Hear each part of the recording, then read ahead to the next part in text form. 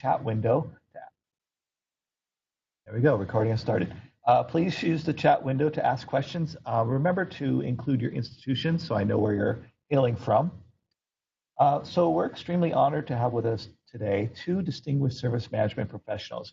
We have Chris Eagle, the IT strategist and enterprise architect at University of Michigan, and Andrea Stevens, service management at the University of Michigan. So without further ado, I'll turn it over to our presenters. Hi there. This is Chris and Andrea. I have to give you a caveat. I'm not a service management professional. I'm a strategy and enterprise architect guy. And in fact, the presentation I'm going to be giving you, even though there should be a lot of service management relevant information in it, it was really done from a strategy standpoint. And you'll see that the output that we wanted to do was strategy. Fortunately, I have Andrea here today. She is a service management professional. And she'll have some wrap up at the end to tie it all together, hopefully, and make it more relevant to the service management group. Having said that, I'm also going to try to compress this a little bit. So I would make sure, because we're starting late, I would make sure that you put your questions in the chat, and we'll get to them at the end. And hopefully, I'll have quite a bit of time left over for Q&A at the end. So with that, let me walk through our presentation. What this is a reevaluation of our portfolio that we did earlier this year. And then most of this presentation is going to just talk about that project. This is the executive summary from the proposal. Not going to read the whole thing to you. These slides will be made available to everybody, as Mitch said, as well as a recording of it. And so just know that the goal here was to redefine our portfolio by documenting the current state and the future state and figuring out strategies to get from the current state to the future state. These were some of the goals, find ways, and people that have been in service management for a long time are used to these kinds of things, how to focus your service, but it was a little bit new for a lot of people at Michigan. And so we had to make sure that we reiterated some of these things that you'll normally find in ITIL manuals and that type of stuff. And our approach was a little bit unique for us, and I think a lot for higher ed, in that we really wanted to do it quickly. And so we did the whole project, soup to nuts, in 2 months. And we needed to have, in order to do that, very targeted output. We wanted to have decrease the learning curve for people. So we wanted to have a standard service structure that we used and involve lots of people across the organization to kind of get this grassroots effort. So the next few slides, I'll talk about how we did this approach. And again, if you have questions, post those, because I'm going to skim through this part pretty quickly. This is the high-level project plan. The blue is the first month, and the green is the second month. And it really is the classic: define the current state in the first month and identify your future state in the second month. And so we really did try to compress that tightly. We had never done a good portfolio evaluation, and our portfolio was in pretty bad shape, and at least our catalog, and I'll talk about that a bit going forward. The second thing was to really limit the output. And so we said we only want 2 things. We want a 2-page strategy for every service in our catalog, every service in our portfolio, and a list of the initiatives that are required to do those. And in fact, we ended up combining these 2 into a single document that we added a piece at the bottom of the 2-page strategy to say, and list the initiatives, what it'll take to get this done. And so that helped a lot to really keep this very tight and low on the amount of documentation that was required. And then when we talked about having a standard model, if you're familiar, and we'll send out a package either later this week or early next week that has like some templates of the things we used and those types of things in case you want to duplicate some of this at your institution. But ECAR a couple of years ago published a paper that included a generic service catalog model. And so we used that. And the way the service catalog model is put together is they have at the very top level 8 different categories. And then within those, they have a variable number of services between 4 and 10, I think, for each category, adding up to a total of 52 services. And then within those, that's as far as the model goes, is where you would list your service offerings. And so we represented it in something like this, what we called our bookshelves. And across the left-hand side of the screen would be the categories. I'll show you on the next slide an actual implementation of this for us. And then these little shelves with the services, and then we could lay out our service offerings. And so here's an example of what this looked like for us. This is, you can see on the left-hand side, this is our administrative and business piece. All of the, and again, these 8 on the left-hand side, those are defined by ECAR. And in theory, they work for everyone. They didn't work 100% for us, but it worked well enough for us to do this evaluation. It's important, and I think Andrea talks a little bit about this. We did not go through our actual catalog and restructure it to match this.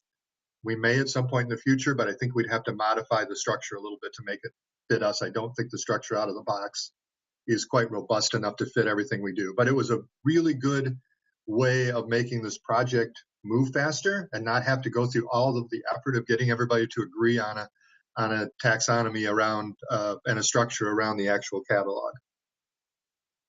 So on the left-hand side, you can see this is the administrative and business service area, service category. And then if you look at the shelves, you can see the top one says student information systems. The next one says research administration systems. Those are the services, what are there, 10 of these, that are defined inside administrative and business in the ECAR model. And then we went through and laid through the things that we do and then color-coded by who in our organization and our central IT organization provides those that are in our catalog that fit in these. And this one is actually quite sparse, although it's the one I showed. We don't have a lot of service offerings within administrative and business. They're pretty targeted. And so we have a number of empty shelves. Most of our portfolio, the ECAR portfolio, when we laid it out, was pretty filled and had a lot more service offerings sitting on the shelves than we show on this page. This is actually from a workshop that we did when we were doing the project to help people understand why they had to use this thing that wasn't invented here and wasn't necessarily what they wanted to do. And quite frankly, in the case of our portfolio, wasn't aligned directly with your organizational structure. But you know, this idea of it being predefined and not having to figure out what is a service and what's not, more or less fit it into a service. Sometimes you have to shoehorn it into a service that's in the ECAR model, but for purposes of looking at your portfolio and figuring out where you want your portfolio to go, that's good enough. And so that's what we did there. Again, one of the nice things is our portfolio, the second bullet, the ECAR is a full model that in theory covers everything that a customer would want to get technology-wise from IT. Now, again, there might be some gaps and it's not perfect, but it's a lot better than what we had because ours had been growing up from the bottom up. And so it only included the services that we provided, not all of the services that a customer could ask for. And, you know, like you saw the last one, there's some gaps in there of things we don't provide. Typically, those are provided by somewhere else on campus. And we have done a subsequent to this project, an exercise where we said, well, what if we lay out all of the services?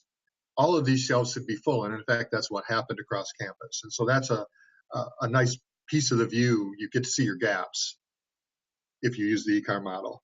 The third one was that the ECAR model is user-centric. It's the things that a user would ask for. Ours is really not. It's ITS-centric.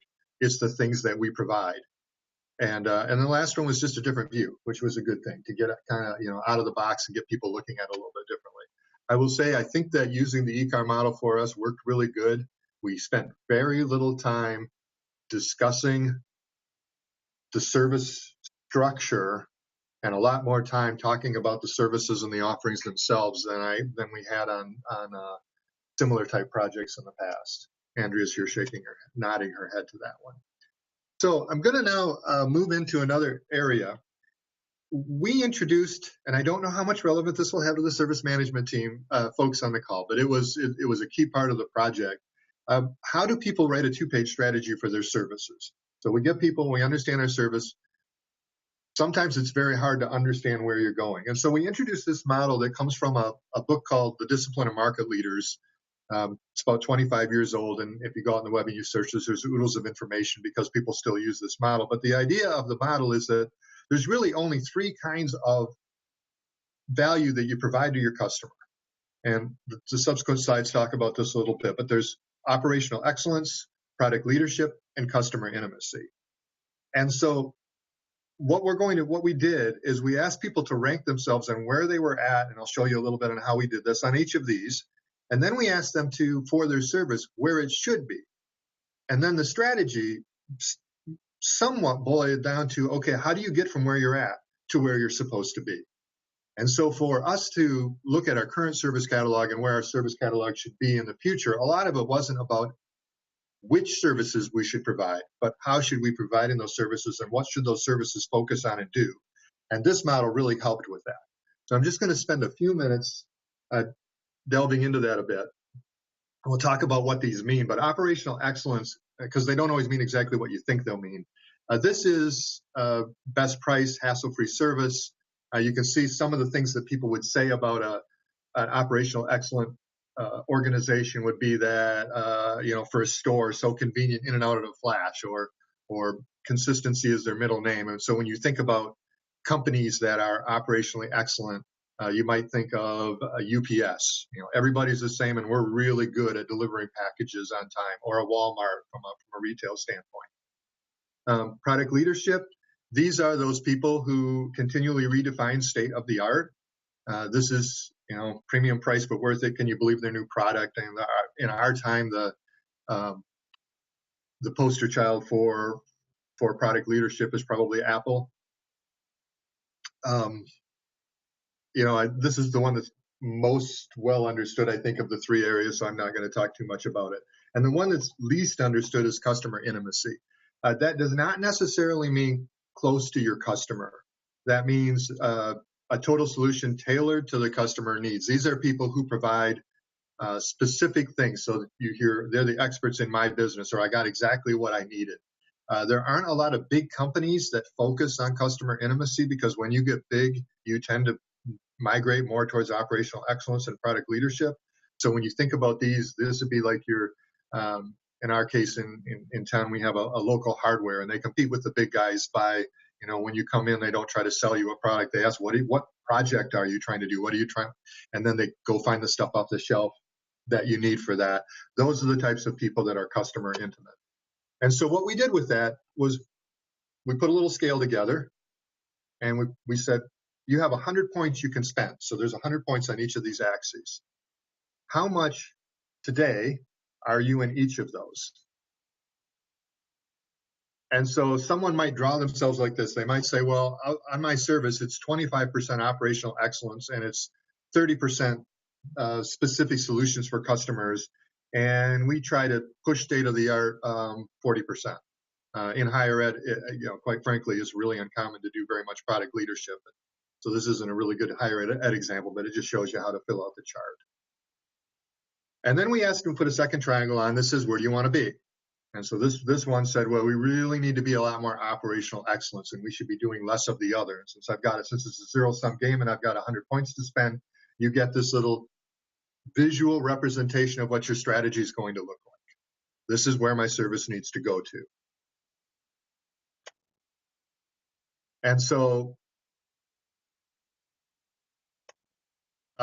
this is an actual example of our student information systems. So our student information systems are heavily modified to match the business processes of the university, so much so that we're not very nimble, and we're not very able to, it takes us a long time to do updates, to do any kinds of mods. And so it's kind of gotten one of these things where, even though the users will come to us and ask for changes, the changes get more and more expensive because we've got so much customer intimacy built into it. And so when we asked these folks in student information systems, and where should you be, they said, we really got to get away from doing the customer intimacy, and in fact focus a lot more on being more operationally efficient and being much better at turning out the transactions.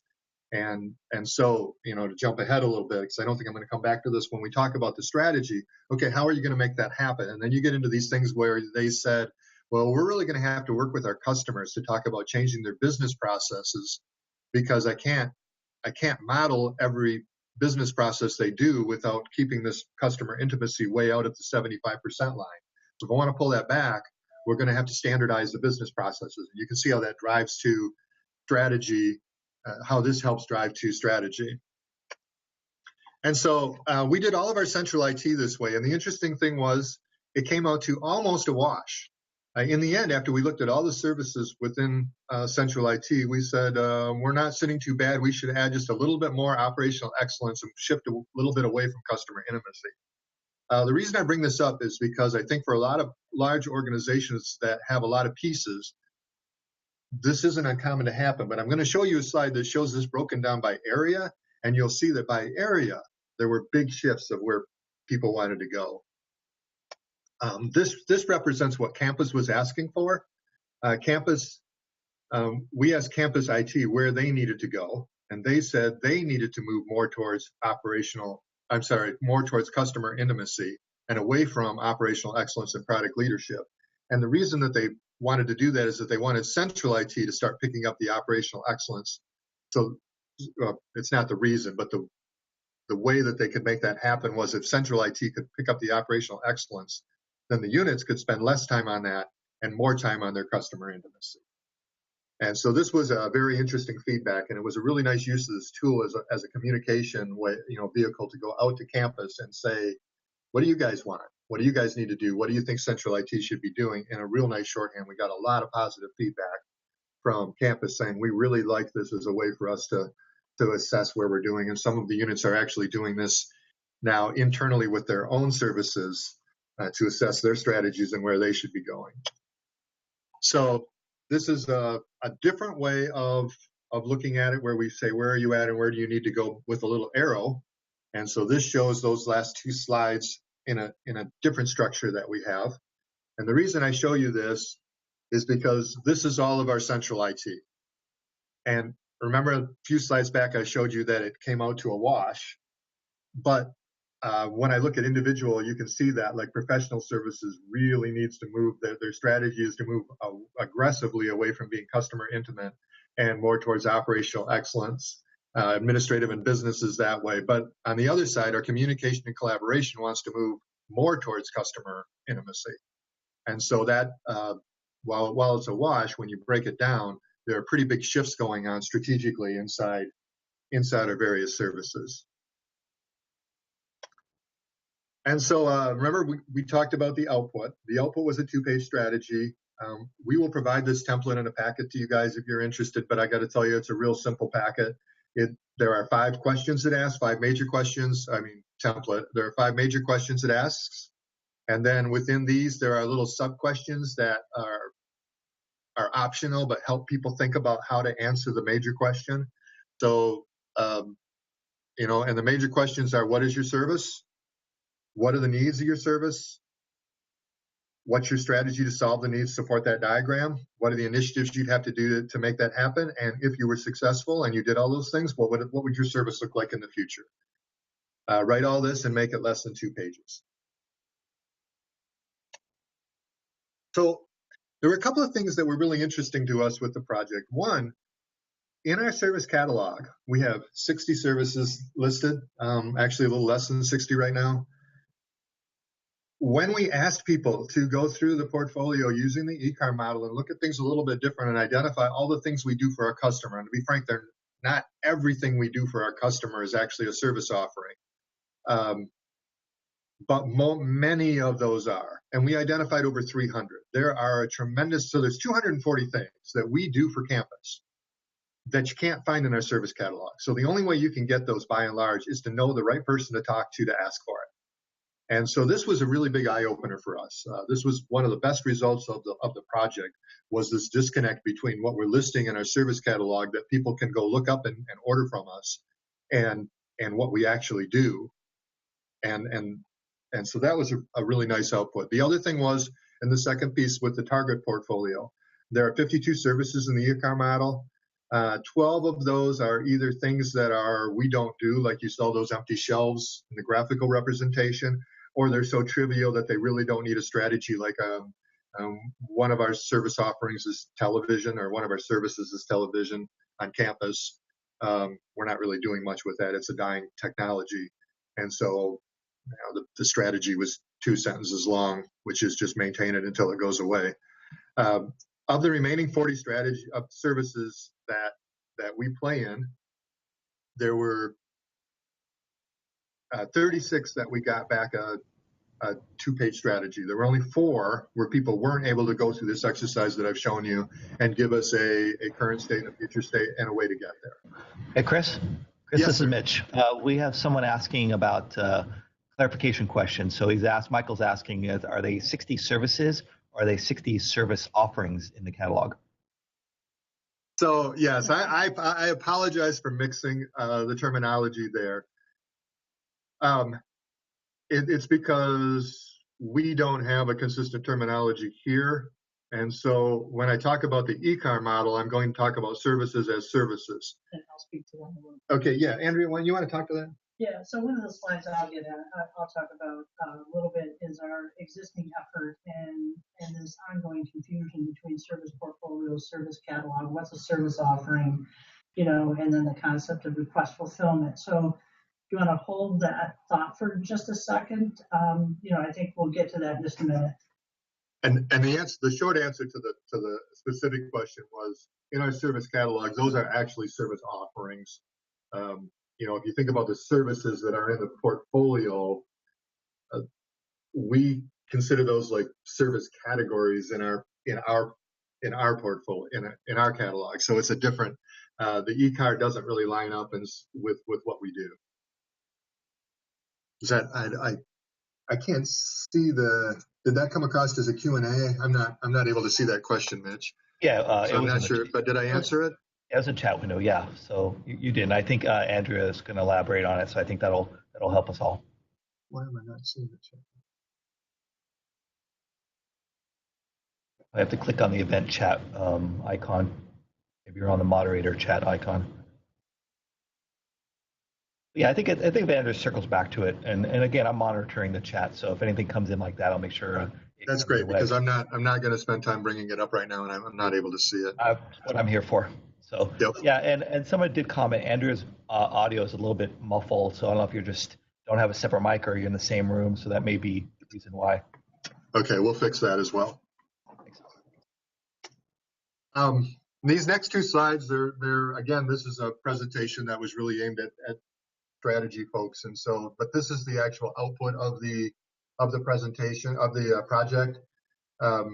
This is the administrative and business one. It's necessarily blurred because there's some internal stuff that I can't really share with the world, but it shows you kind of what we did, where we summarized for the services, the service offerings, what was new and noteworthy from the current state to the future state. The sections, where the next one down was some of the offerings changes that were interesting, a little detail by service of that customer value model that we went through, and then some costing information about the services, which ones were going to cost more or less or were the same. And then the blue links, you can kind of see the blurry blue links. Those are actual links to the strategy. And so the general output was a summary page, and then you could go to the actual 2-page strategies. And this was the things we do for IT for customers. This is page 1 of 2 of administrative and business. So if you remember back to the beginning of the presentation, I showed you that bookshelf, and there were only a handful of offerings on there. When we went through the effort, there were 2 full pages of offerings in administration and business. So whatever that amounts to, probably about 60 offerings in total. A lot different than what we had started with the catalog and the graphical representation. Yeah, I'm not sure how much I'm going to talk about these next couple of slides. These were just some trends of stuff that we found out as we went through the service evaluation. Some things that had, there were a lot of things of moving stuff to the cloud in the strategy. That was how they were going to accomplish their be more operationally excellent.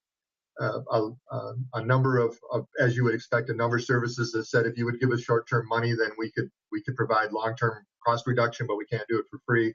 And then one of the things that was interesting to me was we had about 10 services out of the 52 where they said, our strategy is just to continue doing what we're doing. And so we looked at some other portfolios, and it seems like that number, that 20% number, is a pretty good number. You don't want to have a strategy that says we're going to change everything in the portfolio, because you can't. You just don't have enough bandwidth to do that. And then some opportunities, some things that we're able to do with the project moving forward. And again, I'm not going to go through all of these, but these are this project was completed in April, and so a number of these things we've started moving down. But it really gave us a, a baseline to start doing some things with our portfolio that we'd never been able to do before, and that's a really powerful thing for us. One last thing I want to talk about is I did have to. Our strategies did not come out of the box especially good, even though we did the workshops and we introduced the model to help people think about strategies in a way that they maybe have not thought about them before. A lot of the strategies still came out as kind of a collection of initiatives. So if you look at a maturity model for strategy, you kind of see this idea where you start out as a collection of initiatives, and eventually you get up to a point where you have a strategy that says we're going to anticipate where our customer is going. We're working really closely with them. And like all maturity models, you don't necessarily want to get all the way up to 5, but many of ours came back at 1. And you guys are in service management, so you understand this, but a lot of people elsewhere in the organization had a really hard time with that. Well, these strategies are not very good. That's how maturity works. And getting level 1 strategies is a really good starting point. It's so much better than not having a strategy at all, because now it gives something to go back to. And so right now we have a big initiative to move a lot of our stuff to the cloud. And so we're systematically going back to these 2-page strategies, and especially these ones that are just a collection of initiatives, and asking people to start rephrasing that strategy in terms of how are you going to move to the cloud? Make sure your strategy addresses that. Are you moving or not moving? And if you are, how are you doing it? And so we've got a document that we can just point at and say, here's where you would write those things. And that's been really, really, really useful for us. With that, that is the service portfolio reevaluation overview. With that, I'm going to turn it over to Andrea, and hopefully she'll tie this into service management a little better than I was able to. So I always chuckled when Chris came to me and said he was gonna do this webinar, and he said, "Hey, can you help me at the end tie this into service management?" I chuckled because I think all of us that are on this quickly recognize that absolutely everything that he was going over is already tied to service management. And so that made my role here very easy. But for the sake of conversation, I did throw a couple of slides in here to help tie things in a little bit better. I think the aha moment for me was really just kind of recognition that when we talk about defining services from a service management perspective, we don't always do it from the perspective that there's multiple places in the organization, there's multiple functions that have to be able to consume this, I'll just say, list of services, as I use air quotes here. And so Chris did all of this under the umbrella of enterprise architecture. And it reminded me of this particular diagram that I've kind of really grown attached to. It's an older diagram, but it represents ITIL, kind of the hierarchical framework of service portfolio being there for strategy and planning. And clearly that's where Chris and his group live and breathe and kind of do their work. So that makes sense. And then ITIL takes us down into the service catalog. And most of us will talk to our service center. And then within that, they're trying to have conversations with customers that are working with the orderable items or the service operation aspects. And so, Chris alluded to one of our previous projects that we had and defining services. And we took the traditional ITIL, what I'll call the ITIL hierarchical approach, saying, let's figure out what our service portfolio is. Of course, that brought in all of the challenges that Chris talked about and trying to define, well, what is a service and what does that need to look like? And then we were quickly losing steam as we tried to figure out what are all the orderable items that need to exist beyond that. And so the result of that effort, that original effort, was confusingly labeled. I'll just say that. Some of us referred to it as the service portfolio. Some folks called it the service catalog, although no aspect of it was an orderable web page. And I think we've landed on, we affectionately call it the Google spreadsheet. So it just introduced all of the confusion that Chris talked about. And so with that, I want to spend a few minutes talking about talking about why I, kind of my observations and why I think that might be the case. And it's really kind of this foundation is in organizational maturity. And so I've got a basic model off to the right here that I'm sure is familiar with most anybody that's on this session right now. And organizational maturity tends to start at the bottom of being, technology organizations. Then we aspire to try and be process organizations that are really looking on being operationally efficient. Then we want to be service organizations and then tightly aligned with the business. All of that confusion out of the first effort really reminded me that we threw the long ball, down the field trying to be a service organization. And the reality is that our heartbeat is really a technology provider. And we're working really hard to be operationally efficient and get the right processes in place. And we're using service management to do that. But the reality is we were trying to, and in the past have tried to think about and define services and service roles at what is probably a much higher level of maturity than what we're really able to consume and leverage as an organization. So that's kind of what Chris and his group walked into when they had a need to know what is our services. And that's why, we would be lying if we didn't tell you we had some healthy debate behind the scenes about what is a service portfolio, why we should care, what's a service catalog, what is a service. But the nice thing about the ECAR model that I was able to get my arms around and embrace is whether it was intentional or not, it fits really nicely into technology organizations wanting to be operationally efficient and get some process in place. So it really, to Chris's point, helps strip away, if you're willing to let it, it helps strip away some of the debate that needs to go on or could go on if you wanted to kind of take some of the hardcore lines around service management, around portfolio and catalog and service definition and things of that nature. So I think my message there, is really what I've kind of learned in all of my service management effort, this included, is to, in this particular case, celebrate the achievement of where you're at from an organization. In this case, is getting ourselves to a list that everyone can agree to that represents what it is that we do as service offerings or services. We'll worry later about how to slice and dice that and what we want to call it. And I would add to Chris's list of next steps. That's one of the things that we still have yet to do. So we've got a couple of these different lists laying around, and we need to reconcile those. And I can certainly envision that being reconciled up against the work that Chris and his group have done. So with that, I think we can hand it back over to Mitch for any Q&A. And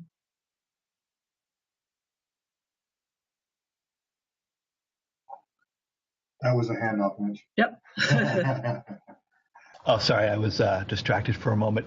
Well, great. We've actually got some questions coming in. So let's start with the first question here. So Todd Jensen, he's asking, how have you been able to map KPIs and metrics to the service groups?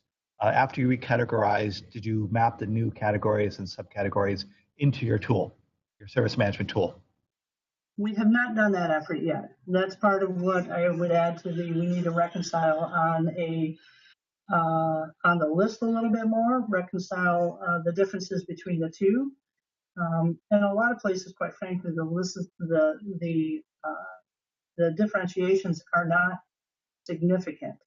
The conversations were very different, but I don't think that's a huge leap. But we still have to do that, which means a lot of CMDB work, a lot of those kind of things to go on. So that's our next step yet. Okay. So someone, Faye Snowden's asking, was there pushback, and how did you resolve this pushback or these issues that came up from the people you're working with, your stakeholders? It's higher ed, so of course there wasn't any pushback. We're chuckling here, right? Yeah, we had a nice mandate from our CIO, and she was brand new, and this was something that was very important to her, was to get an assessment. Again, we'd never done a portfolio assessment, and so she wanted an understanding of the portfolio and where we were at, and where we expected to go with it. And so she was very vocal. Having your CIO be a champion of something like this gets rid of so many roadblocks. I will say that when we talked about the beginning of making it very short, and so, in a sense, ripping off the Band-Aid quickly instead of making it last over 6 months helped a lot, or longer in some cases.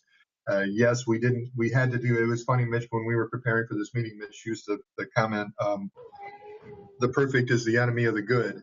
And we actually used that a lot during this. You just need to do it good enough. We don't want you, it's a 2-page strategy. I know you can't write a fantastic strategy in 2 pages, but we only need enough to get going. And those types of things really, really helped with the pushback. Again, in the end, getting 36 strategies out of 40 services in a 2-month period, we think that was pretty successful. And a lot of that was overcoming the pushback. I actually have a question. So right now we're in the middle of trying to work with non-service management folks about really what a service is and giving them good information on how even to start to define what a service is. What was that conversation like, and how did you get over that vernacular barrier, the language barrier, if you will? So I'm going to answer it first, and then I'll let Andrea answer. But she mentioned these discussions we had. We didn't resolve it. And so what we said was, for purposes of evaluating our portfolio, let's use the ECAR model. Let's use their terminology. And I know that this doesn't necessarily match where we're at, and it may not match where we're going. But again, this enemy being perfect being the enemy of the good. Let's just do this, and it'll be good enough for now. And so, from my perspective, we didn't solve the problem. That problem still persists. We just ignored it for a couple of months while we did this. I think what I would add to that is kind of what I was getting at in that last slide around maturity. And I think if I reflect back on some of the mistakes or some of the things I would do differently, is trying to adhere, I think, too closely to, what the service management doctrine kind of says about what is a service and what is not a service. And I think, taking a cue from Chris and just looking at the fact that, we're a technology provider on that maturity scale. And so the definition of services and what a service is are going to look and smell like technologies. And that is not necessarily a wrong answer right now. It might be 4 or 5 years from now, but for right now, our goal or objective is to really just identify what are the things that we would consider services to be services that we're offering, and not worrying so much about whether they fit or don't fit. You can distill that down and kind of aggregate those at some point in time down the road. And some of them might have to be done sooner rather than later. But that would be the only recommendation I would think of, is to have a little bit more of a relaxed and aligned perspective on what you define as services. Gotcha. We have a minute or two for some last minute questions. If there's anybody that has a question, a burning question they want to ask.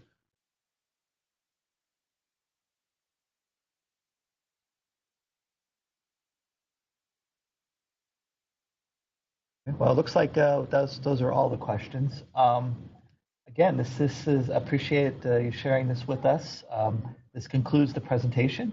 I want to thank you for sharing your insight and your time with us. As always, we're looking for fresh ideas for webinars or desire to present. Please contact me directly. I'll remind you that the chat transcripts and recordings will be available on the ITSM CG wiki site within 5 business days. It's also a good place to view past recordings and upcoming events. Somebody's asking about the ECAR model. Yeah, we can send that out. So it's pretty available. We might even have it linked in the wiki site, but I'll make sure it gets out. So Brian, I got you there. So all right. So we'll again, provide a link to that in the package too, Mitch. Great, perfect. So yeah, the recordings and materials will be posted on the wiki site. So Oh, somebody's pointing out to the Q&A, so let's see what's there. We have the mapping question answered by Todd. So yeah, one last question here, if you don't mind. Someone from Kansas State University is asking, did you share the portfolio with your customers? And what kind of sharing mechanism did you use? Was it like private or public? And what has been the feedback? We'll answer that question before we go. So I think the answer to that is somewhat. And what I mean by that is we haven't had a roadshow where we went out to customers and actually shared the results of the portfolio reevaluation. There are pockets of it where the strategy that maybe the service owner wrote down is not necessarily the strategy that we'll want to do, and we haven't completely vetted that across the entire portfolio. But having said that, we have not, these are Google Docs. The outputs are Google Docs that are available to anybody who works at the university. And so they are widely distributed and visible to anybody who wants to get at them. And so, you know, I would say that somewhat it's pretty visible what we did. All right, thank you so much. Everyone have a good rest of the day, and thank you for attending. Bye. Bye.